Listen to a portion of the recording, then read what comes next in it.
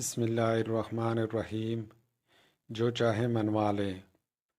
کسی کام میں شدید رکاوٹ ہو، کسی آفیسر سے جائز بات منوانی ہو، کوئی گمشدہ چیز یا فرد واپس لانی ہو، شریر جگہ انسان، جانور یا جنات کے شر سے بچنا ہو، دشمن کی آنکھوں سے اوجھل ہونا ہو، حفاظت اور اثار کے لیے لاجواب آیت ہے، بے شمار کی آزمودہ ہے، آپ بھی آزما لیں۔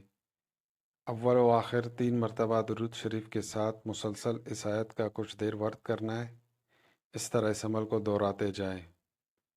سورہ یاسین کی آیت نمبر 9، وَجَعَلْنَا مِن بَيْنِ أَيْدِيهِمْ سَدًّا وَمِنْ خَلْفِهِمْ سَدًّا فَأَغْشَيْنَاهُمْ فَهُمْ لَا يُبْصِرُونَ وَجَعَلْنَا مِن بَيْنِ أَيْدِيهِمْ سَدًّا وَمِنْ خَلْفِهِمْ سَدًّا فَأَغْشَيْنَاهُمْ فَهُمْ لَا يُبْصِرُونَ۔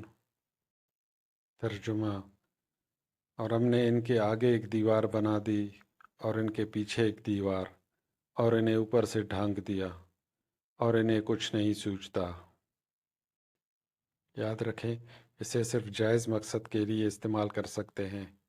السلام علیکم ورحمۃ اللہ وبرکاتہ۔